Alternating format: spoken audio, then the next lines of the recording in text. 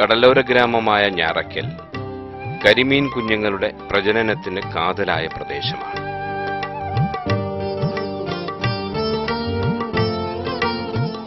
മലയാളികൾക്കും വിനോദസഞ്ചാരികൾക്കും ഏറെ പ്രിയങ്കരമാണ് കരിമീൻ പൊള്ളിച്ചത്. കരിമീനിന്റെ വിത്തുൽപാദനം ആദായകരമായ ഒരു സംരംഭമാണ്.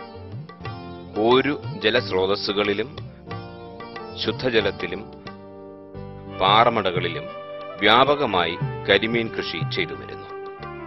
ഈ സാഹചര്യത്തിലാണ് കേന്ദ്ര കടൽ മത്സ്യ ഗവേഷണ ഇൻസ്റ്റിറ്റ്യൂട്ട് കരിമീൻ മത്സ്യങ്ങളുടെ വിത്തുൽപാദനം വർദ്ധിപ്പിക്കാനുള്ള ശാസ്ത്രീയ രീതി കണ്ടുപിടിച്ചത്.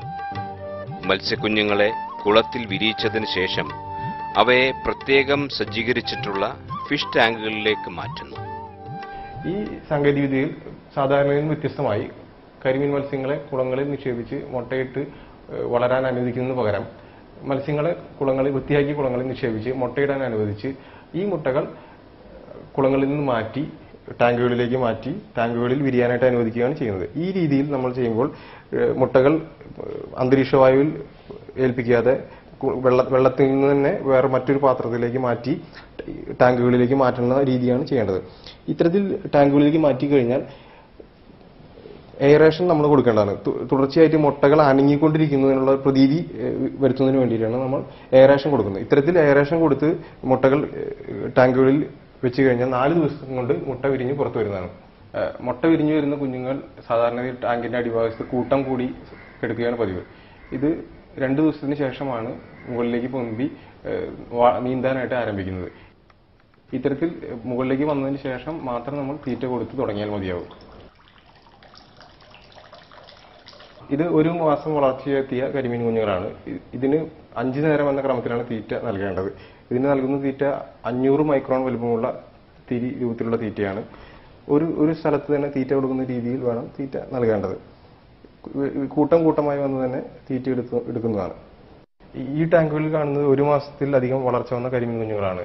ഇത്തരത്തിൽ ടാങ്കുകളിൽ കരിമീൻ വിത്തുൽപാദനം നടത്തുന്നതും കുളങ്ങളിൽ കരിമീൻ വിത്തുൽപാദനം നടത്തുന്നതും പ്രധാന വ്യത്യാസം എന്ന് പറഞ്ഞാൽ കുളങ്ങളിൽ കരിമീൻ വിത്തുൽപാദനം നടത്തുന്നതിനേക്കാൾ ഒരു ഇരട്ടി ശരാശരി അതിജീവന ടാങ്കുകളിൽ കരിമീൻ വിത്തുൽപാദനം നടത്തുമ്പോൾ ലഭിക്കുന്നതാണ്. സാധാരണഗതിയിൽ 80% അതിജീവന തോതാണ് കരിമീൻ കുഞ്ഞുങ്ങളിൽ നിന്ന് ലഭിച്ചുകൊണ്ടിരിക്കുന്നത്. പ്രധാനമായും 2 തരത്തിലുള്ള തീറ്റയാണ് വികസിപ്പിച്ചത്. 2 mm സൈസ് വലുപ്പമുള്ള 40% പ്രോട്ടീനും 12% ഫാറ്റുമുള്ള ഒരു തീറ്റയും, അടുത്തതായിട്ട് 4 mm വലുപ്പമുള്ള 35% പ്രോട്ടീനും 4 mm വലുപ്പമുള്ള തീറ്റ പ്രധാനമായും 50 ഗ്രാമും അതിലധികം വലുപ്പമുള്ള മത്സ്യങ്ങൾ ഉദ്ദേശിച്ചാണ്. ഈ തീറ്റയിൽ മറ്റു തീറ്റയെ അപേക്ഷിച്ച് പ്രോട്ടീനും ഫാറ്റും കുറവായിരിക്കും. ഇന്ന് ഈ തീറ്റ വിപണിയിൽ ലഭ്യമല്ല. ഈ തീറ്റയുടെ പ്രധാന ഗുണം എന്ന് പറഞ്ഞാൽ മറ്റു വിപണിയിൽ ലഭ്യമായ തീറ്റകളിൽ നിന്ന് വ്യത്യസ്തമായി ഈ തീറ്റ കൊടുത്താൽ മത്സ്യങ്ങൾ പെട്ടെന്ന് വളർച്ച ഉണ്ടാകുമെന്നുള്ളതാണ്. ശാസ്ത്രീയ വിധി പ്രകാരമുള്ള പരിപാലനവും തീറ്റക്രമവും കൊണ്ട് കരിമീൻ കുഞ്ഞുങ്ങൾ ചുരുങ്ങിയ കാലയളവിനുള്ളിൽ വളർന്ന് വിപണനത്തിനായി തയ്യാറെടുക്കുന്നു.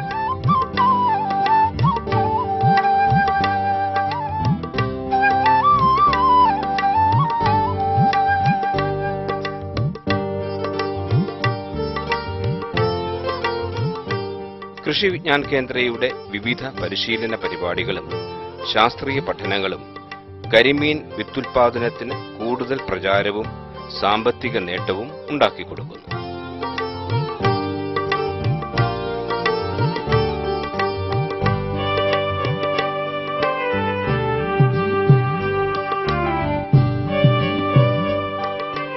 മത്സ്യകൃഷിക്കാർക്കും ഹാച്ചറികൾക്കും സ്ത്രീ സംഘടനകൾക്കും സുലഭമായ ലാഭം കൊയ്യാൻ പറ്റിയ ഒരു വ്യവസായമാണിത്.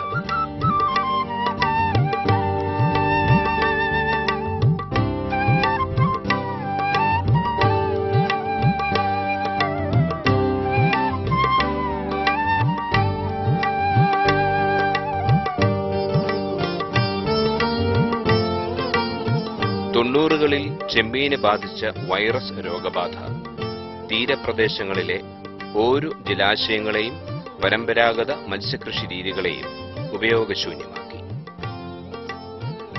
സാധാരണ മത്സ്യകൃഷിക്കാർ കടക്കണികളിൽ കുടുങ്ങി മത്സ്യകൃഷി ഉപേക്ഷിച്ചിരുന്നു. ഈ അവസരത്തിലാണ് എറണാകുളം കൃഷി വിജ്ഞാൻ കേന്ദ്ര ശാസ്ത്രീയ തിരുത കൃഷി എന്ന ആശയവുമായി കടന്നുവന്നത്. മുഗൾ സെലേഡ് എന്ന ശാസ്ത്രീയ നാമമുള്ള തിരുതകൾ, ഉപയോഗശൂന്യമായ ഒരു ജലാശയങ്ങളെ പുനരുജ്ജീവിപ്പിക്കുന്നതിന് അനുകൂലമായി വർത്തിച്ചു. കുമ്പളങ്ങി പ്രദേശത്തെ ശ്രീ ആംബ്രോസ് തെമ്മശ്ശേരി എന്ന മത്സ്യകർഷകന്റെ 80 സെന്റ് വലിപ്പമുള്ള കൃഷിയിടത്തിൽ ശാസ്ത്രീയ തിരുത കൃഷി ഒരു വൻ വിജയമായി മാറി.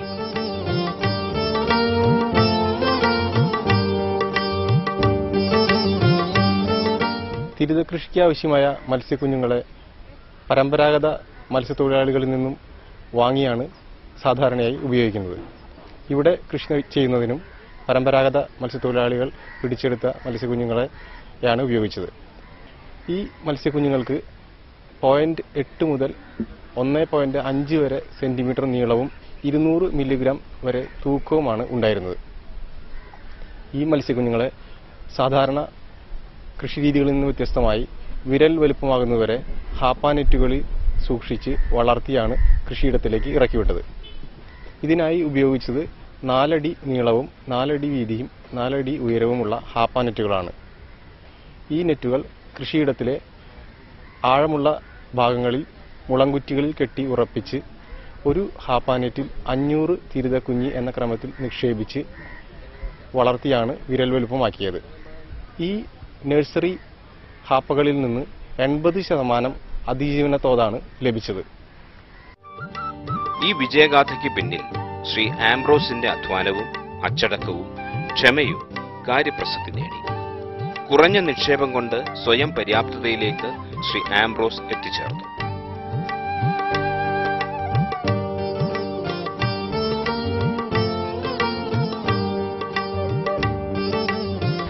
ഈ കണ്ണില് എണ്ണ ഒഴിച്ച മാതിരി തന്നെ കുഞ്ഞുങ്ങളെ നോക്കിക്കൊണ്ടിരിക്കണ മാതിരി തന്നെയാണ് നോക്കിയേക്കണം, ആത്മാർത്ഥമായിട്ട് നോക്കിക്കണം. പിന്നെ വെള്ളം കുറയുമ്പോൾ മോട്ടറുണ്ട്, അപ്പോൾ മോട്ടർ പമ്പ് ചെയ്ത് വെള്ളം കയറ്റും. പിന്നെ ചൂടടിച്ചു കഴിഞ്ഞാൽ ഭയങ്കര ഇതാണ്, വേനൽക്ക് ചൂടടിച്ച് അതിനാണ് വെള്ളം അടിച്ച് കയറ്റി കൊടുക്കണം. അപ്പോൾ വെള്ളം അടിച്ച് കൊടുക്കേണ്ടിരിക്കും. ഇതുവരെയും ഇവിടെ കിടക്കുന്ന മീനിന് ഒരു രോഗങ്ങളും ഇതുവരെയും കണ്ടിട്ടില്ല, ഇതുവരെ ഉണ്ടായിട്ടുമില്ല. അപ്പോൾ അതുകൊണ്ട് എനിക്കൊരു നഷ്ടം ഉണ്ടായിട്ടില്ല. കരുതലോടെ തിരുത കൃഷി ചെയ്താൽ കാര്യമായ വരുമാനം ഉണ്ടാക്കാൻ മത്സ്യ വ്യവസായ വിപണികൾ വിളിച്ചറിയിക്കുന്നു.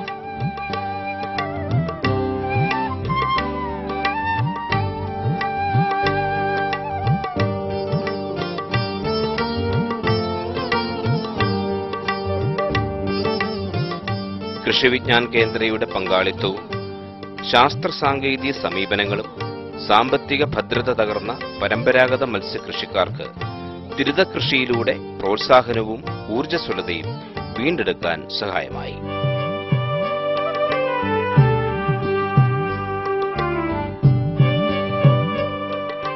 കോതമംഗലത്തെ ചേലാട് ഗ്രാമത്തിലെ ശ്രീ ജോസഫ് കാർപ്പ് മത്സ്യകൃഷിയിൽ സമർത്ഥനും ആദായകരമായി മത്സ്യകൃഷി ചെയ്തു വരുന്ന കർഷകനുമാണ്.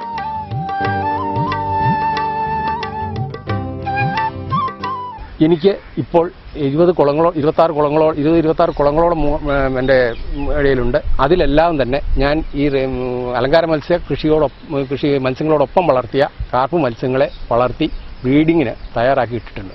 കട്ല, രോഹു, മൃഗാൾ, ഗ്രാസ് കാർപ്പ്, ഗൗര, ഇങ്ങനെ ശുദ്ധജലത്തിൽ വളരുന്ന ഒട്ടെല്ലാ മത്സ്യങ്ങളും തന്നെ എനിക്ക് എൻ്റെ കുളങ്ങളിലിപ്പോൾ ഉണ്ട്. ശുദ്ധജല സ്രോതസ്സുകളെ സംരക്ഷിക്കുന്ന കാർപ്പ് മത്സ്യകൃഷി കാലാവസ്ഥാ സമയഭേദങ്ങളില്ലാതെ എപ്പോഴും നടത്താവുന്നതാണ്. സൈപ്രിനിഡെ കുടുംബത്തിൽപ്പെട്ട ഗ്രാസ് കാർപ്പ്, കോയി കാർപ്പ്, കട്ടള, രോഹു എന്നീ സ്പീഷീസുകളും കൂടാതെ വാള മത്സ്യങ്ങളും വളർത്ത ശേഖരത്തിലുണ്ട്. കൂടുതൽ സാങ്കേതിക വിവരമോ കൂടുതൽ സാങ്കേതിക പരിജ്ഞാനമോ ഇല്ലാത്ത ഒരു സാധാരണ കർഷകനായിരുന്നു ശ്രീ ജോസഫ് തകടിയിൽ. എന്നാൽ ഇദ്ദേഹത്തിന് ഈ പോർട്ടബിൾ കാർപ്പ് ഹാച്ചറി ഉപയോഗിച്ച് കാർപ്പ് മത്സ്യങ്ങളുടെ വിത്തുൽപാദനം വളരെ വിജയകരമായ രീതിയിൽ ചെയ്യാൻ സാധിക്കുമെന്ന് കഴിഞ്ഞ 2 വർഷത്തിനുള്ളിൽ തെളിയിച്ചിരിക്കുകയാണ്. തള്ളമത്സ്യങ്ങളെ വളർത്തുന്നതിനുള്ള കുളങ്ങളും മത്സ്യക്കുഞ്ഞുങ്ങളെ പരിപാലിക്കുന്നതിനുള്ള കുളങ്ങളും മാത്രമുള്ള ഈ കർഷകൻ ഇന്ന് വർഷത്തിൽ ചുരുങ്ങിയത് 5 ലക്ഷം മുതൽ 10 ലക്ഷം കുഞ്ഞുങ്ങളെ വരെ വിൽക്കാൻ തയ്യാറായിരിക്കുകയാണ്. 3 വർഷമെങ്കിലും വളർച്ചയുള്ള തള്ള മത്സ്യങ്ങളിൽ കൃത്രിമമായി ഹോർമോൺ കുത്തിവെച്ച് അതിവേഗതയിൽ മത്സ്യക്കുഞ്ഞുങ്ങളെ ഉൽപ്പാദിപ്പിക്കുന്ന രീതിയാണ് പ്രചാരത്തിലായത്. ഈ സംവിധാനം ഉപയോഗിച്ച് ചെറുകിട കർഷകർക്ക് പോലും കൃഷിയിടത്തിൽ തന്നെ ശുദ്ധജല മത്സ്യങ്ങളെ വിത്തുൽപാദനം നടത്തി വിപണനം നടത്താവുന്നതാണ്. നമ്മൾ കട്ല രോഗ്, മൃഗാൾ എന്ന മത്സ്യങ്ങളിൽ കട്ല മത്സ്യത്തെയാണ് ബ്രീഡ് ചെയ്യുന്നത്. അതിന് ഉച്ച കഴിഞ്ഞ സമയങ്ങളിൽ ഈ ബ്രൂഡേഴ്സിനെ പിടിക്കുന്നു. അതിലെ കണ്ടീഷനായ ആണിനെയും പെണ്ണിനെയും തിരിച്ചിടുന്നു. കണ്ടീഷനാണെങ്കിൽ കണ്ടീഷനാണെന്ന് അറിയുന്നത് അവരെ ചെകിള ഭാഗത്തോ അല്ലെങ്കിൽ മെൽറ്റ് വരുന്നോ നോക്കി അതിനെ തിരിച്ചറിയാം. പെൺമത്സ്യമാണെങ്കിൽ ചെകിളയുടെ ഭാഗങ്ങളിൽ നല്ല വഴുവഴുപ്പോട് കൂടി ഇരിക്കുന്നതാണ്. അത് എൻ്റെ മുട്ടയിടുന്ന ഭാഗങ്ങളിൽ നല്ല ചുമന്ന് നല്ല തുടുത്തിരിക്കുന്നു. ഈ മത്സ്യത്തിന് 0.3 ml വെച്ച് ഹോർമോൺ ഇഞ്ചെക്ട് ചെയ്യുന്നു. ഇഞ്ചെക്ട് ചെയ്ത് ഈ ഒരു പെൺമത്സ്യത്തിന് 2 ആൺമത്സ്യം ആണ് ഇടുന്നത് സാധാരണ. അവയെ ടാങ്കിലേക്ക് ഇടുന്നു. ഇഞ്ചക്ഷൻ നൽകിയ മത്സ്യത്തെയാണ് നമ്മൾ ഇതിലിട്ടിരിക്കുന്നത്. ഇഞ്ചക്ഷൻ നൽകിയ മത്സ്യങ്ങൾ ഒരു ആൺമത്സ്യം പെൺമത്സ്യത്തെ ഓടിച്ചുകൊണ്ടേയിരിക്കും. അപ്പോൾ അങ്ങനെ ഓടിച്ചുകൊണ്ടിരിക്കുമ്പോൾ ആ ഹോർമോണിന്റെ എഫക്റ്റും വരുന്ന വഴി മത്സ്യം ചാടിപ്പോകാൻ സാധ്യതയുള്ളതുകൊണ്ടാണ് നമ്മൾ വലയിട്ട് മൂടിയിരിക്കുന്നത്. ഏകദേശം 12 മണിക്കൂർ കഴിയുമ്പോൾ മത്സ്യം ഇത് മുട്ടയിടാൻ തുടങ്ങും. മുട്ടയിട്ട ഉടനെ ആ മുട്ട ഇട്ടങ്ങ് തീരുന്ന മുറയ്ക്ക് നമ്മൾ ഈ മത്സ്യങ്ങളെ, ആൺമത്സ്യത്തെയും പെൺമത്സ്യത്തെയും ഇതിൽ നിന്ന് പിടിച്ചു മാറ്റും. ഇല്ലെങ്കിൽ ആ മത്സ്യം തിന്നു പോകാനുള്ള സാധ്യത ഉള്ളതുകൊണ്ടാണ് അങ്ങനെ മാറ്റുന്നത്. മത്സ്യത്തെ എടുത്ത് മാറ്റിയ ശേഷം ഈ മുട്ട ഹാച്ചിങ് ടാങ്കിലേക്ക് മാറ്റുകയാണ് ചെയ്യുന്നത്. ഹാച്ചിങ് ടാങ്ക് ഇവിടെയാണ്. ഈ ടാങ്കിൽ ഇതുപോലെ ഈ മുട്ടയിടാനുള്ള ടാങ്കിലെ പോലെ തന്നെ ഇതിലും വെള്ളം റൊട്ടേറ്റ് ചെയ്യാനും വെള്ളം ഷവറായിട്ട് വീഴുവാനുള്ള സൗകര്യമുണ്ട്. ഇതിങ്ങനെ കൊടുത്തിരുന്നുകൊണ്ട് ഒരു മുട്ട മറ്റൊരു മുട്ടയും മുട്ടാതെ ഇങ്ങനെ സർക്കുലേറ്റ് ചെയ്തുകൊണ്ടേയിരിക്കും. ഏകദേശം 16 മണിക്കൂർ കഴിയുമ്പോൾ മുട്ട വിരിഞ്ഞു തുടങ്ങും. 24 മണിക്കൂറിനകം ഏകദേശം ഈ കട്ല രോഹു ഇതിൻ്റെയൊക്കെ മുട്ട വിരിഞ്ഞ് കഴിഞ്ഞാൽ വിരിഞ്ഞിറങ്ങുന്ന സ്പോണിന് 3 ദിവസത്തേക്ക് ആവശ്യമായ തീറ്റ അതിൽ തന്നെയുണ്ട്. 3 ദിവസം കഴിയുമ്പോൾ ഇതിനെ നമ്മൾ കുളത്തിലേക്ക് മാറ്റുകയാണ് ചെയ്യുന്നത്. ശാസ്ത്രീയാടിസ്ഥാനത്തിലുള്ള ഈ രീതിയിൽ പ്രധാനമായും പ്രത്യേക സൗകര്യങ്ങൾ ഒരുക്കിയ ടാങ്കുകളിൽ മുട്ടകൾ വിരിയിച്ച് കുളങ്ങളിലും ഹാപ്പറുകളിലുമായി വളർത്തി വിൽക്കുന്നു. പല നിറത്തിലും വലിപ്പത്തിലുമുള്ള കാർപ്പ് മത്സ്യങ്ങൾക്ക് ആവശ്യക്കാർ ഏറെ. അതിലേറെ വിളവും പണവും കർഷകന് ലഭിക്കും.